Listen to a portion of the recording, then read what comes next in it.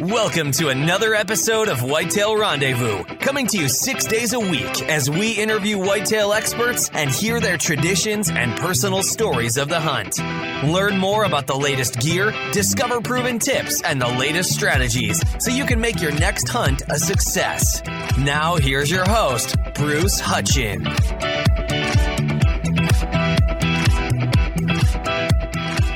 This is Whitetail Rendezvous Podcast, episode number 285. Welcome to another episode of Whitetail Rendezvous. This is your host, Bruce Hutchin, and we're heading to southeast Nebraska, and we're going to connect with Ryan Bulin.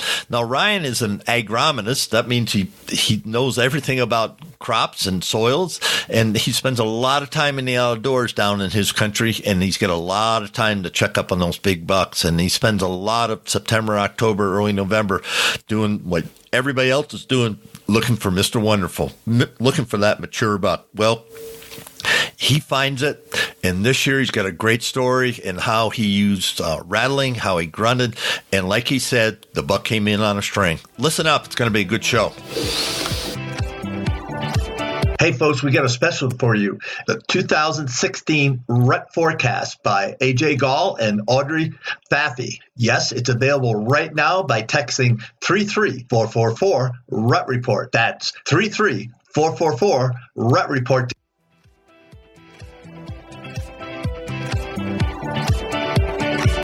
Welcome to another episode of Whitetail Rendezvous. This is your host, Bruce Hutchin, and we're heading out to Nebraska, and we're going to visit with Ryan Bulin.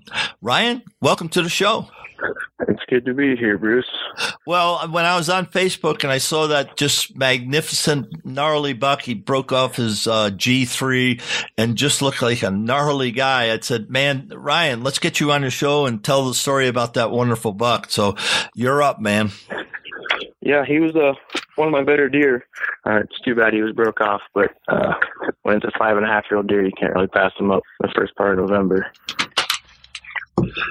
So where was he? Was he on public, private? Talk to us about the hunt and how many years you've been chasing him. He was on a piece of private ground that we've been hunting for quite a few years now. I hadn't seen him at all yet this year. I saw him last year, well, most of the time throughout the whole year, and then coming into middle of November, I kind of lost track of him. I hadn't seen him since. It's been a really warm fall here this last couple of weeks, and I decided to just go hunt down there because I haven't been there yet this year. And about 45 minutes before dark, hit the horns together, and he was cruising through the pasture and just kind of threw the binos up, noticed who it was, and gave him a couple grunts, and he came on a string and kind of read the script and came in 20 yards and put a good shot on him, and he ran 60 or 70 yards and piled up. Man, that's how they write it up, right? Yeah, it couldn't have got any better. It was one of those picture-perfect things that you would see on TV. Now, had you had him on trail camera this summer or early fall? Nope. I haven't had a camera up there for only a couple of weeks. It's a pasture that has cows on all summer, so the deer aren't in there most of the year during the summer and spring. They just kind of move in once the cows get pulled out in late October, beginning of November. So it makes it kind of tough to run a camera there all year. So was he feeding on corn or beans, or what was he eating? He hadn't been feeding on anything. He was just cruising through the pasture looking for does, and he was heading up towards a big cornfield on neighbors. So that must have been where he's heading. There's always does out there, so he was just cruising through like big bucks usually do in the beginning of November. So tell us about your setup and why you were set up on that particular pasture. It's really just a big funnel in a pasture going from a big bedding to 80 a CRP that has a couple fingers of trees in it, and then this is the only draw that leads up to all the ag fields. So it's kind of one of the perfect setups to have when they're out cruising and looking for does. So he came out of his bedding area, and then he hit that. Is it a pinch point, or is it actually a funnel that draws him right through? It's as it leaves his bedding area, there's a couple of draws that meet up, and then one skinny draw. So kind of a funnel, but they kind of cruise the whole pasture. But it's open enough to where you can see them, and then it's thick enough in the draw where if you grunt at them, they have to come in to the draw to see what it was grunting at them. So were you up in a cedar, an oak, or what kind of tree did you have your set in? It's just a big oak draw. So there's a few cottonwoods, but a lot of good oaks that give you a lot of cover and back cover so they can't pick you off. And so you were in one of those big oaks? Yep, sure was. In a hang-on or ladder stand? This was in a ladder. On them bigger trees, it's kind of nice to just get a ladder in there. Yeah, I definitely will agree on ladder stands. At my age, I guess, my hang-on days are done. Once I'm not going to climb trees to hang them on, and they're pretty skinny if you're going to sit up there all day. That's for sure. Yeah, that just a safety factor. I don't know. Hang-ons are safe, but I like having that ladder there, so I know I'm not going anywhere it's strapped in. Yeah, I would agree with that. Now, you said that you hit the rattle horns. Now, do you have regular antlers, or do you use a plastic set? Some of those high impact plastics. I used a set off of a deer that we actually found that got shot off the road on one of our farms. It was a 145-inch 5x5 that somebody shot off the road and didn't go find, and I found him, and so that's why I ended up cutting the horns off and used those. They seem to work pretty good. I don't like the plastic ones. They have that plastic sound to them. Yeah. Now, do you cut off their G1s, the browse tines, or do you leave them on? No, I cut them off just so you can have a good grip, so you aren't busting your knuckles up too much. Yeah, and that's one thing, folks. If you do use, real antlers, just cut off the G1s, because if you don't, you are going to smash your thumbs, guaranteed, right? Yep, and that really hurts when it's cold outside. Oh, yeah. I remember the first time I did that, I went, that was stupid. And there I'm sitting in a tree stand trying to saw off. Oh, it wasn't if you good. do it once, you learn pretty quick. That's for sure. Now, that caught his attention right away, you're saying? Yep. He was just cruising through the pasture, and I saw a deer, saw legs through the trees, put the binos up. I gave him one grunt, just a regular grunt.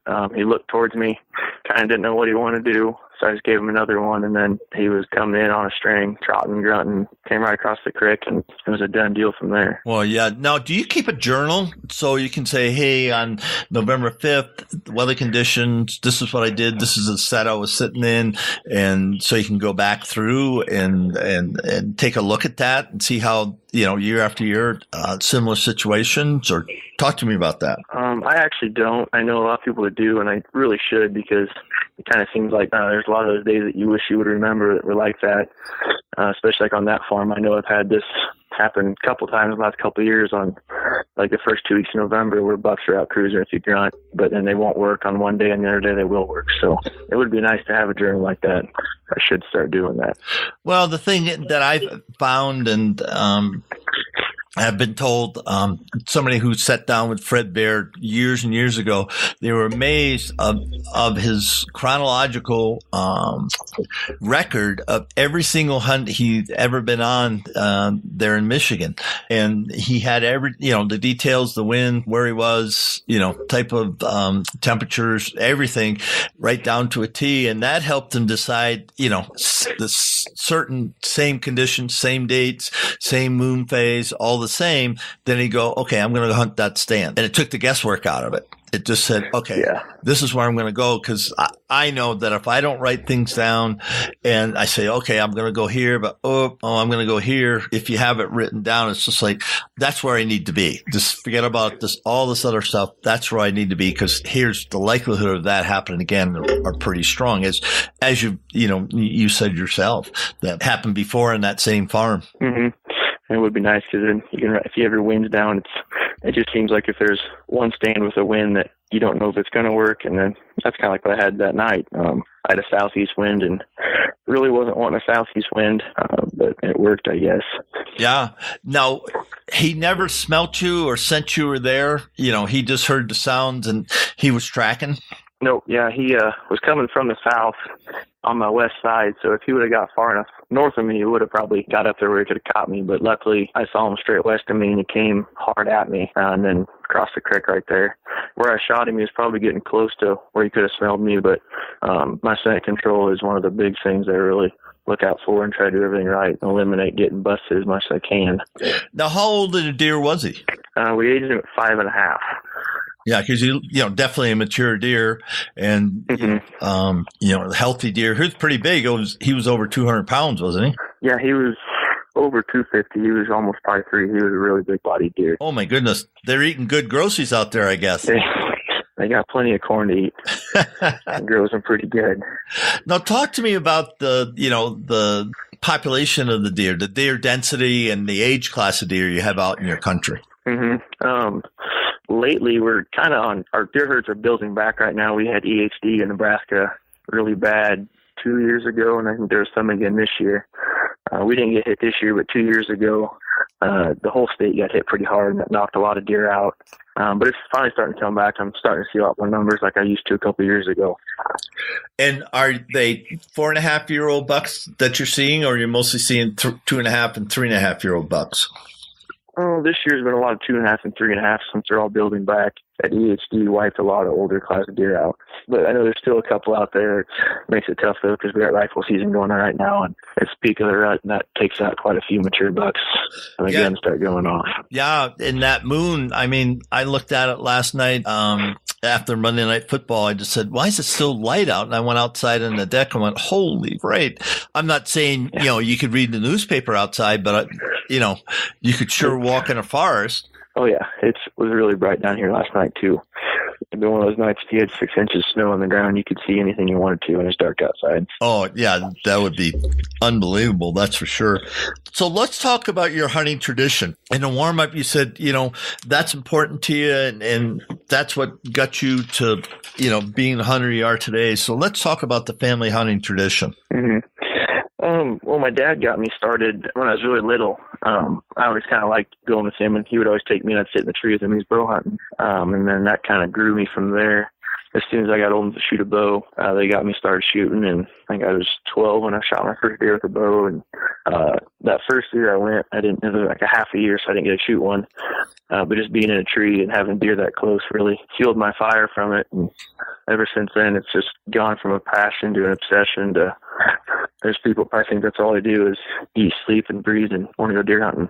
Well, that's a lot of us. It's a 365. People say, oh, yeah, I got to get ready for deer hunting.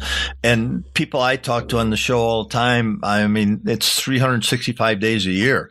They're thinking about whitetails. After the season, they go out and look, just looking for trails and even got the cameras out, seeing who made it through. Then the antlers drop. Then they're out shed hunting. And then, from shed hunting. Getting food plots. The whole thing. It's a 365 guides. And so why do you think we have that obsession, and it is an obsession? Why do you think that is? I don't know. It's kind of the drive to get out there, and I don't know, it's something about chasing whitetails. It's hard to explain because I don't know if I can really put it into words of kind of that feeling you get when you put all the hard work and it gets paid off by shooting a 5.5 or 6.5-year-old deer that you've been wanting or chasing for a couple of years.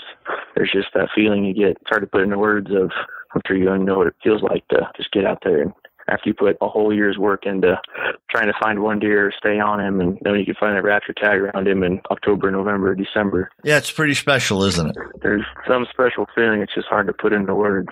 And it doesn't have any age. I'm 70 years old. And you're in your late 20s, early 30s? Mm-hmm. And you're going to get nothing but worse from me from now on to keep doing it. I hope you have I don't know if you're married, but I hope your family will support you because, I'm thinking right now because, my season got blown up with my surgery. I'm thinking, okay, how many states can I hunt next year? Yeah. I know my dad thinks I am crazy for the money I spend on my archery or camouflage and all the other stuff I put into it. It's a small fortune, that's for sure. Yeah, it does. Now, tell me and the listeners, what's the license you have to put in for draw, or are there over-the-counter licenses, or how does that work in Nebraska? Nebraska's all over the counter for residents. Non-residents, I think you have to draw for rifle. Archery's all over the counter for even non-residents too. But there is some you can draw if you want to get units. But like if you want a statewide buck, it's just over the counter. Like archery or muzzleloader, they're all over the counter statewide. And then you can get a statewide buck that's good for all 3 seasons to chase a deer. It costs a little more, but that's usually what we end up doing. Just so if you're hunting a big deer and you want to keep using a rifle, or you can put the bow up. Or no, you said you can take 2 deer. Is that correct? Yep. You're allowed to shoot, get 2 buck tags. And then I don't know if there's a limit on does, but the doe tags, you have to draw for doe tags. They'll run out in different units. They're not a statewide type of a deal. Uh-huh. But your archery or muzzleloader tags are either or. So those are kind of nice, but it's also nice if you want to buy a statewide buck, and if you have one deer that you want to chase, so you can dedicate that tag just to him, and then if you want to buy a couple doe tags, you can do that too. And it's not like Kansas where you just get one. Right. I think they just get one tag down there, and I think that's you true. can even burn it on a doe. Yeah. And I'm thinking, when I drive I-70 from Colorado to the Midwest, I'm going right along the Platte River, and there's deer in there, and there's geese in there, and ducks in there, it's there. And then you think of up to the Sandhills, heading up that way towards the Dakotas or Wyoming. And then I haven't spent a lot of time down, the Kansas, the south end or south side along the Kansas border. But a lot of people, tell me, it's all a matter of just figuring it out. And that's like whitetail hunting, no matter where you go. You just got to get some land and figure it out, and then, put in your time and to get it done. That's for darn sure. Say, being the age you are and everything, what are you doing to help get kids or women involved in the sport? I've helped with like the 4-H, getting people started to shoot archery, and then from there, I know there's some that pick it up and want to do more than just shoot their bow and go out bow hunting. I have a little cousin that they looked up to me, and the one just recently bought his first bow, and they're starting to get started, and tried to help them get stands up and help them as much as I can, because it's kind of important to get as many youth and even women into the sport as we can, just to keep it around. Yeah. And do you reach out to any of the national groups? I know there's a lot of, I'm thinking National Wild Turkey Federation, they have the Jakes, and then Whitetails Unlimited have, I think, Spike Bucks or something along that line. Do you get involved in any national groups? We don't have like a Jakes or the Spikes around here. Our local Pheasants Forever, we do our youth manor hunt every year. So that gets kids out in the field where we shoot pheasants, but it's one way to get them out, because then a lot of them get pretty excited when they go out and just shoot a pheasant, and then you can tell they go home, mom and dad, they're not going to quit because that fire is burning them now too. Well, yeah. Now, how many acres do you hunt or have access to? Right now, we probably have anywhere from about 400 to 700 or so acres of private ground, and then public ground, there's probably that much more, or double that I try to hunt on or have access to get into. Now, in your private ground down there, do you have to take your stands down every single night and your trail cameras out, or how does that work? On the private ground, nope, I leave stands and cameras up all year round. I'll take cameras down over the winter, but Ashley will leave them up all year round, and then if we need to move one, we can just move it, but we just leave them up, and nobody really bothers with it, because we have control of who's supposed to be in there, so it's nice. Right. How about the public land? Public ground, you have to take them down within 2 weeks after the season, but you can leave them up during the year, which makes it kind of nice. You just kind of run that risk of somebody wanting to take it, so that's where we usually use to hang on with some sticks, then you can take your bottom couple sticks off or screw in steps out, so they're going to have to find a way to get up there and take your stand if they want it that bad. How about your trail cameras on public land? I usually don't run too many trail cameras on public ground just because of that reason of taking a chance of having somebody take it. I know people that have, and I actually know a wildlife biologist for the area. So they have cameras up, and he can kind of point me if they've had any good deer around there. He's usually pretty good about telling anybody if there's a good deer somewhere, which makes it kind of nice. Well, yeah. Run the risk of losing our own cameras when they have their own cameras up. So now, do many of the guys there hunt out of ground blinds at all? A lot of rifle hunters will. I've bow hunted out of a ground blind a couple times when it's real open and they're in a spot for a good tree. But most of it, we have like the creek and river bottoms or heavy wooded draws that you can get a stand in. It's just if you're hunting like around the edge of a field, if they're in a good tree, that's where a lot of guys will put ground blinds up down here. Now let's talk about, you mentioned about scent control. So how, I'm trying to think of the right word. What's the right word? I can't think of it right now, but how serious do you get about that? That isn't the word I was looking for, but that's okay. How serious do you get about your scent control? You could probably almost call me like a Nazi when it comes to my scent control. I have my scent crusher on the go in my pickup that I'll run before I even get in my pickup. I'm always showering at home. I don't change until I get into the field. And even when I do that, I close my scent crusher bag, so when I pull them out, they're fresh. Then I spray down everything before I go in. Get to my stand, I'll even spray down some more just to make sure. So it gets pretty serious, and people have called me crazy for changing out and being nothing but your underwear when it's 10 degrees outside, but if that's what it takes so a deer don't bust you, that's probably what I'm doing. Yeah, in Wisconsin, I keep all my outer clothes, in boxes and then Ziploc bags. I don't use a scent crusher. We don't talk about that in a minute, and there's times when it's cold out, and I just take off my my top layer from the cabin, and then put on the stuff right out of the box. Do you really think that helps that much? I think it does, just because the odors you have in your pickup, like just say you got gas a couple of days before and you get in with your street clothes, you have gas on there. I think that's going to be on your seats. So when you sit down on it, I'm just pretty particular on it, just because I don't want to take any chances of any outside odors that deer can catch a whiff of and know something's up and it's not right. Since he lives there every day, he knows what's supposed to be there and what's not going to be there. Yeah, I agree with that. I don't smoke, and so there's no smoke in my truck. I don't chew, so there's no tobacco products. Probably, I'm just thinking candy wrappers. I chew gum all the time. And then the other thing is sweet smell for them. Yeah. The other thing is, and people don't realize this, some people have the scent removers in their trucks. Well, that will attach itself to your clothes. And all of a sudden they go, what's that? And like you said, that's a foreign smell. It doesn't belong here. What's going on? And animals are that smart. At least I think they are. Yep. That's what I like about having that little, it's ozone in the go. I plug it in my cigarette lighter. And I let it sit in my pickup for, a half hour, 45 minutes or the night before, just to kind of get rid of all of those odors. So then once you climb in, it smells like almost nothing in there. Now, I noticed in the picture you sent with your buck on the ground, you don't have rubber boots on. Is that correct? Yep, I actually took them off when I got back to the pickup to help. My dad got there to help me get the deer out. But I wear rubber boots. That's one of the big things I wear too. Rubber boots or like muck boots when it gets colder out.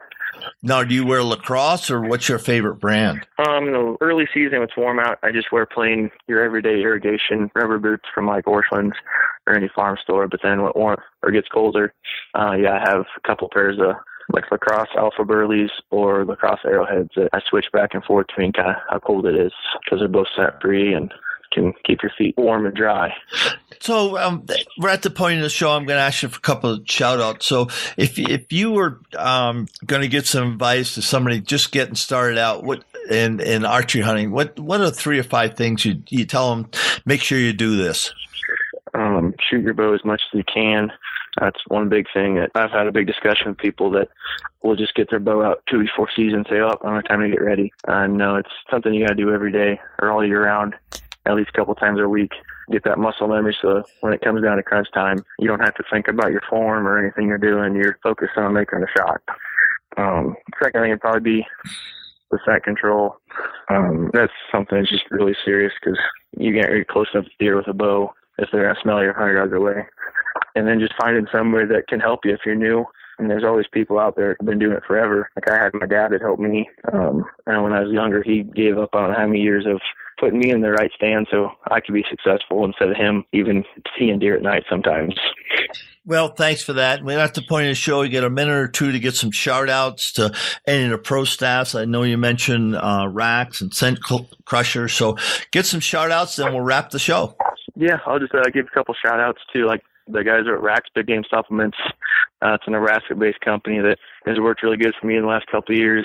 The guys down at Scent Crusher helped me stay scent-free and be successful. And also probably the guys over at Blue River Archery in Fairbury, Nebraska, where I get all my archery gear for my hunting 3D or target archery.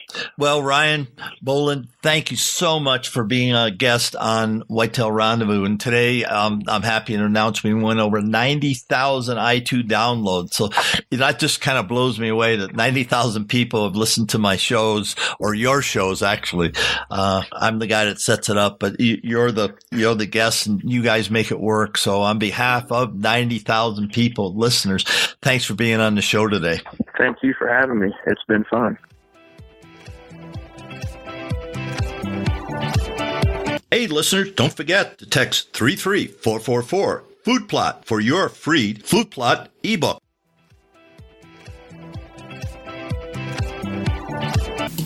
Hey, folks, don't forget to tune in to the next episode of Whitetail Rendezvous. We're going to visit with a good friend out in Pennsylvania, Justin McFadden. Justin is the owner and originator of Unchained Outdoors. He does things differently, but he does things the same. So he takes a little design on hunting whitetails. So tune in. You're going to learn a lot from Justin McFadden. Thanks for joining us. Be sure to tune in tomorrow for another episode of Whitetail Rendezvous, where you can listen and learn from the experts so you can be more successful on your next hunt. Until next time, listen, learn, and succeed.